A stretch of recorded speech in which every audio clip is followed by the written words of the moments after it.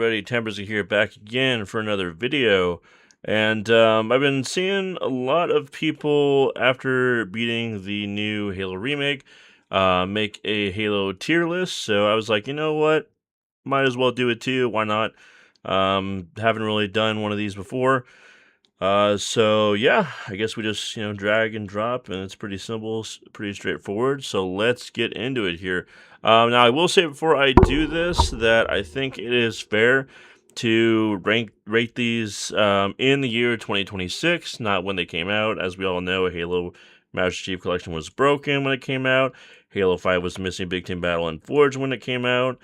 Halo Infinite was missing, a lot of stuff when it came out. Same with Halo 4. So I think we should rank these as they are today. If you want me to do a different one where I rank just the multiplayer of them, just the campaign of them, or if you want me to rank them as they were when they came out, I can do that. But just in the name of fairness, since 3 for 3 isn't really a company anymore, I think why not just do it as they are today, as MCC is the most played Halo game right now, having, I think, triple or quadruple the numbers that Infinite has. So yeah, let's get started. So with the Master Chief Collection, yes, we know it was broken on release. I myself personally took a week vacation off so I could, experience the Halo of all Halos with multiple games in it. I will say on day one, the campaigns did work just fine. And then I believe, what was it? It was Halo Reach was added later on. It was either Halo Reach or Halo 3 ODST that was added later on. I can't remember which one. I think it was Reach. Um, but yeah, for what it was, most people were just there to play the campaign. So if that was the case, then it worked just fine. But the multiplayer was really bad on day one. You couldn't find games. If you did find a game, the teams would be like 6v2.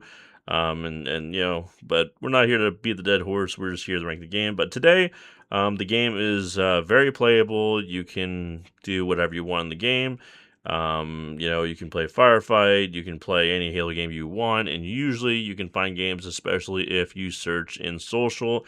Ranked matches, you might have an issue trying to find a game, especially if you search hardcore. I don't know if Invasion is ranked, if it's still there as a playlist. But if you search like Team Slayer or I don't know, SWAT or Snipers is a ranked playlist, you'll probably find a game. But right now, I think that I would put it under amazing, and the reason being is I'm not going to put it on godly because there are actually a decent amount of issues that still exist in the game that are not fixed. To give you an example, my favorite Halo game, which is Halo 2, still has a lot of issues. There's still melees that do not register. The game still is closer to the Halo 2 game that released in 2004, where they had to put a big patch in to fix a lot of the issues, like the melee's not registering, bullets not registering, a lot of issues. So Halo 2, I think, out of all the Halos, has the most issues, and then the one next to it is Halo 1, where, yet again, bullets aren't registering, the spawn system isn't working how it's supposed to.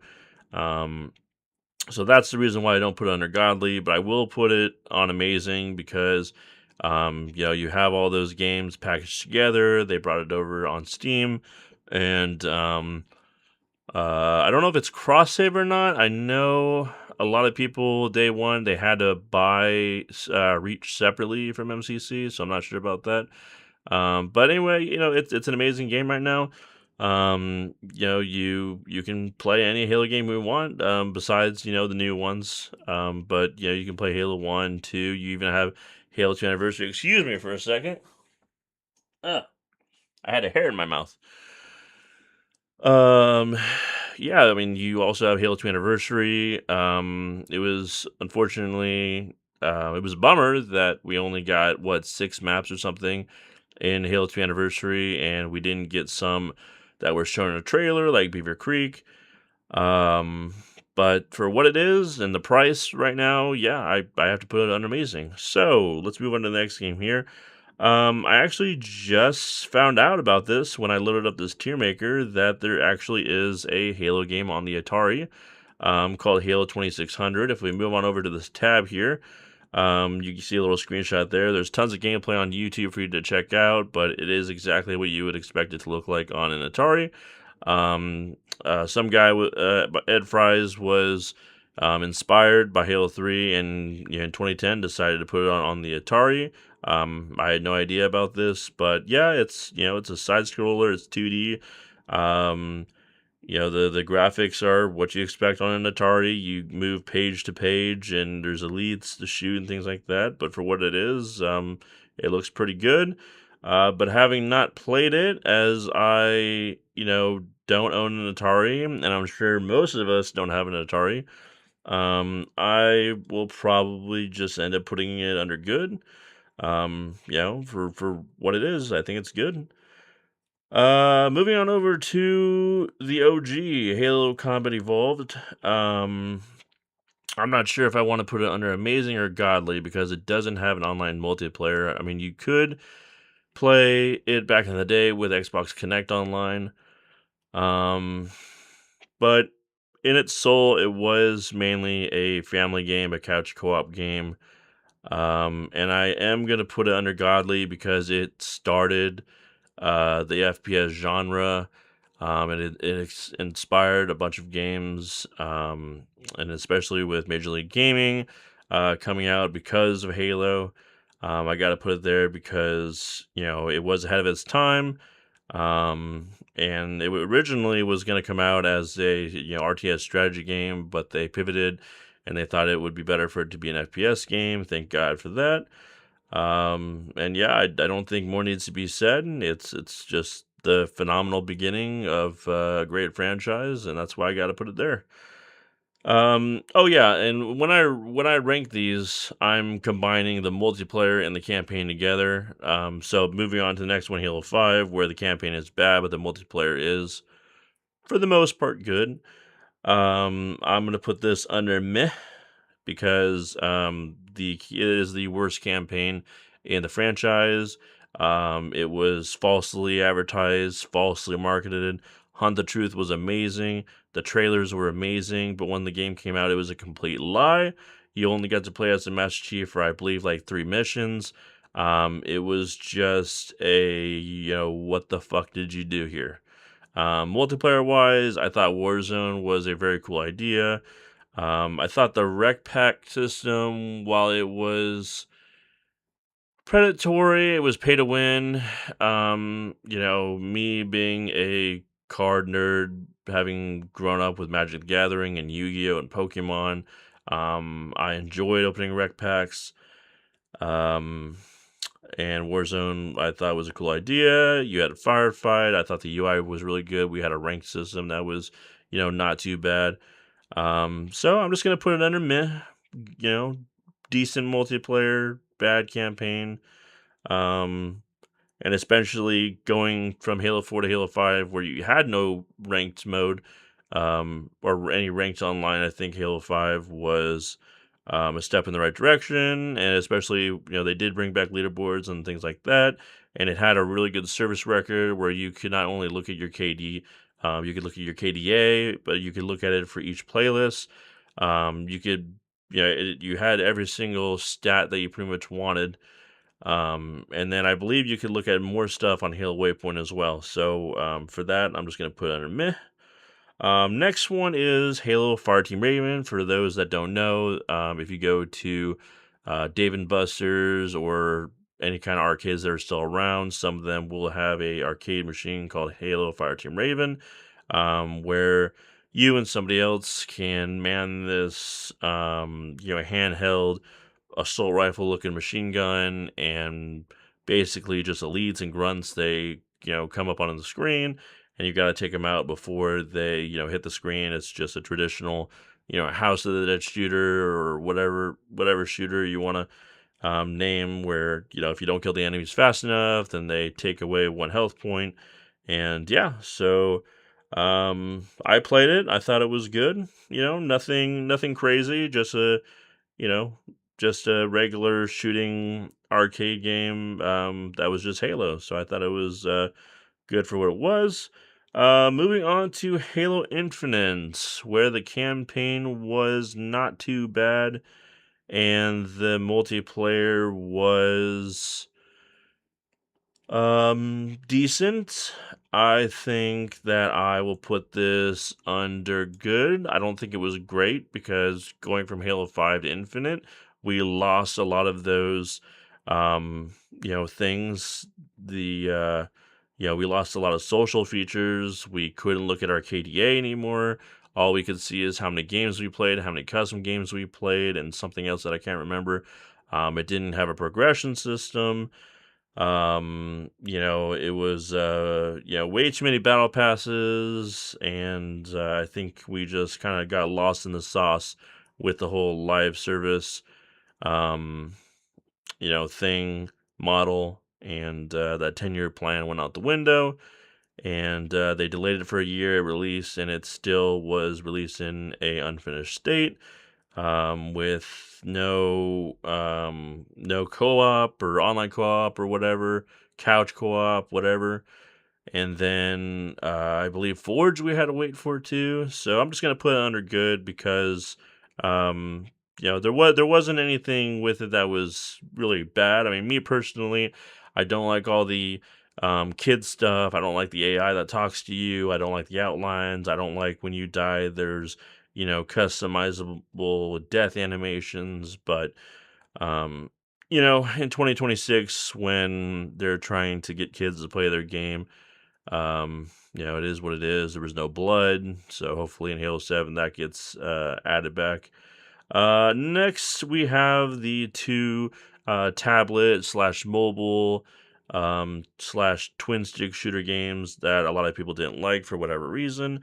They were these short, 2 to 4 hour games that you could play just on the move. I played both of them on PC.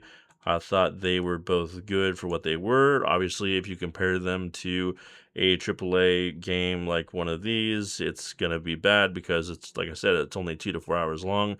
Um, but if you haven't played mobile games or tablet games, then obviously you're gonna be like, "What the fuck is this?" But they were good. They ran good.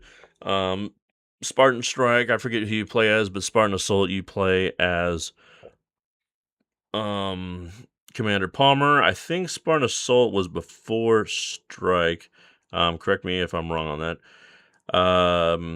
But yeah, it's just a twin stick shooter. If you haven't played a twin stick shooter, think like World of Warcraft or Diablo, where the camera is like kind of up in the air and it's pointing down at your character, and it's called a twin stick shooter because it's supposed to be played with a controller, and with your stick you can very quickly move your character around in a 360-degree fashion, and it's just a quick, cool little video game.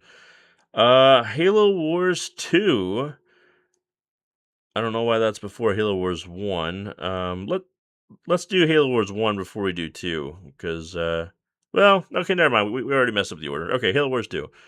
I think Halo Wars 2 capitalize on the success of Halo Wars 1. A lot of people were complaining in Halo Wars 1 multiplayer how, compared to StarCraft, we didn't have the maximum resources that they have, so they upped it in Halo Wars 2. I think they doubled it or something like that. They also had the Flood in Halo Wars 2, which we didn't have since Halo 3, so years and years. We finally get to have Halo Wars 2, Flood in Halo Wars, or Halo in general, even though it was just DLC. But it was a lot of fun. It introduced new Flood enemies and things like that. With that being said, it was an RTS, and I think I am going to put it under. I'm gonna put it under great, and the reason why I'm putting it under great is because, yeah, I know Halo fans, most of them probably don't want an RTS, but it was a lot of fun, especially the campaign. Yeah, there's a lot of moments where you're sitting there waiting for your vehicles, your crew to be created, and things like that. If you were very good at RTS games, it wasn't boring for you because you knew how to utilize your resources. It was obviously easier to play it on PC with mouse and keyboard, as you could cycle through your bases a lot easier, and um, it was easier to switch between characters and have them do different things at the same time. Whereas controller, you kind of just wanted to sit there until your army was created. Um, I didn't play too much Halo Wars 2 multiplayer. I think I played a decent amount of Blitz, where they added this card system, which I thought was pretty cool. There was definitely a decent amount of RNG in it, but I thought it was a cool idea, and they still had the traditional multiplayer there for you. I definitely played more multiplayer in Halo Wars. One, just because I don't know, I think I had more friends playing Halo Wars 1 back then, and I had like a spiral notebook where I wrote down strategies. Um, but yeah, I thought they did a good job in Halo Wars 2. They introduced a very cool villain, an Atriox, that is still in the Halo universe today. But yeah, let's move on to Halo 3 ODST, and I think we don't need to talk too much about that. It's godly without a doubt. No multiplayer. It does have firefight. But yeah, they introduced this new character. I mean, a lot of new characters they introduced in the game. But you play as the rookie, and I mean, I think the music makes this game, godly more than anything. Just being out in the streets of New Mombasa, and having the saxophones and the clarinets playing, and you're just alone, and sometimes you just stop and listen to the music. They also had these payphones that you would go up to and answer, and there was a little side story that was pretty cool in it. They introduced these engineers, which were, supercomputer creatures. That was pretty cool. Um, but yeah, and then it was the first time where we played as, someone so vulnerable with, very little armor, no shields. The only thing you could do to get your health back was go to a health station and pick up health packs, similar to Halo 1, but in Halo 1 you still had your shields. Um, when you threw a grenade, the trajectory was a little different because you're not a super soldier. But just the feeling of the game was different, and I know a lot of people, including myself, want a Halo ODST 2 to come out. There's rumors that they want it to come out, but who knows? But I think we can all agree that it is a godly game that made us feel a certain type of way. And I think it was very cool how we cycled throughout the different characters, like Dutch and Romeo, and then Buck, who became a Spartan in Halo 5. And so yeah, it was different, it was cool, it was ambitious, and it was a W. Halo Reach. Um, if it was just campaign, I would put it under godly, but it has multiplayer that's a little dry. Halo Reach as a game. I had a lot of fun in Halo Reach multiplayer just because of all the custom games that I played with a lot of my friends.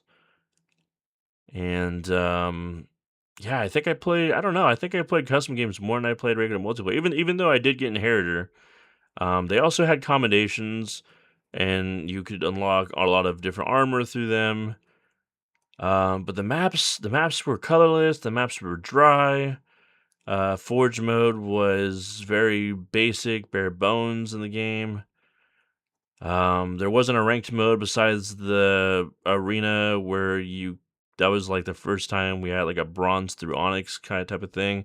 There was broom, there was bloom, there was sprint, and then 3 for 3 came around. They removed it for competitive play. Ooh, I think I'm gonna put it under great. Um, if we had a ranked mode in Reach, if if it just wasn't so bland on the multiplayer side, I think I would put it under amazing. I want to put it under amazing, but I just don't think it is. I think it just is missing that, ranked mode or something. If the maps were, more colorful or something, but I don't think it's amazing. I think it's great. Um, the campaign is godly, but the multiplayer definitely brought this down. Going from Halo 3 to this definitely was a kind of like a what the fuck moment. Um, so yeah, I'm gonna leave it there. Halo 4. Um, a mixed bag here. Another mixed bag. Definitely more mixed than Halo Reach. The campaign, um, I know a lot of people don't like how they got personal with the chief, but I thought it was time to do that. And I like that they did that, kind of got under the hood of, what a Spartan is, who a Spartan is, how they become one.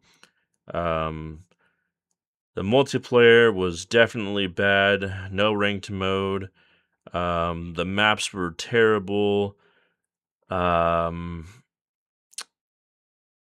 and yeah, way too many playlists. Spartan Ops was good at first, but I think it got really repetitive. Yeah, I think I'm just gonna put it right next to Halo 5 on meh, where they're walking down the same path where, bad campaign, good multiplayer, bad multiplayer. So I gotta kind of leave it there, Definitely could have been better. And then the next one, it's easy. It's easy. Godly, without a doubt. It just made Xbox Live what it was, what it is. Clans, amazing ranked modes, proximity chat. You could start talking to other players as soon as you got into the lobby. Yeah, there was no restrictions on anything. You could do whatever you want. Modders, kind of ironically, added a lot to the game. There were actually a cool bunch of modders that would invite you to custom games, and you could hop on the racetracks or whatever. Yeah, there were those who kind of ruined the game, but at the same time, um, the cool ones would let you into their custom games, and you'd have a whole different experience that some other players didn't get to enjoy. Super bouncing, all the button glitches. 99% of the maps were fantastic. So yeah, I don't think we need to say anything else. Yeah, a good chunk of Halo 2 got cut from the game, but so did Halo 1. So yeah, it's godly without a doubt. It's my favorite video game of all time. Halo 3, I will put it under godly. Um, I know Halo 3 changed a lot that was in Halo 2, especially with the way the battle rifle fired. But it revolutionized Xbox Live. We had a population counter. We still had a bunch of ranked modes, and there was still proximity chat. I think it just took what Halo 2 did online, made it better. Yeah, they did get rid of clans, which kind of sucked. But it still was absolutely fantastic, and I can't put it under godly. And last but not least, Halo Wars 1. Let's see. Well, first, was Halo Wars 1 better than 2? Um, hmm. I think I'm gonna put it here, right behind Halo Wars 2. I guess I'll put that. I mean, I'm not really ranking them within each tier, but I think Halo Wars 2 really just amplified what Halo Wars 1 did. It was disappointing being limited on the amount of resources you had, and then they just expanded it in Halo Wars 2, so they did a great job. The trailers really hyped up Halo Wars 1. The campaign was fantastic. The multiplayer was a lot of fun. So yeah, this is my tier list. Um, Now, like I said, if I was, ranking them on multiplayer, Then yeah, Halo 4 would probably be garbage. Halo 5 would probably be maybe good or great. But I think this is what I like. This is how it's gonna be. Like I said, I'm not ranking them in each tier. They're just there in order of how they got presented down here. But yeah, let me know your thoughts down below. I know, like, if your first Halo game was Halo 4, obviously Halo 4 you're gonna enjoy. Um, if we took away Halo out of the name and it was just a video game and we didn't compare them to each other, then yeah, they would be in different spots. But we have to compare them because 343 took a lot of what we already had out of the game, and then you scratch your head. It's like, why? We have file share. Oh, yeah, that's another thing to talk about in Halo 3. We had file sharing, we had screenshots, we had theater where we could share our films and our clips, and they took that away. It's like, why? You know? Um, like a lot of the social features that we could do in the past, we can't do in Infinite, and there's just no good reason as to why they are not in the game. Um, so yeah, those are the rankings. Take it or leave it, deal with it. Um, and I will catch you guys later. And then if you want to share your own tier lists, link me them in the comment section below. I will check them out. But other than that, that's it. That's a wrap. Peace.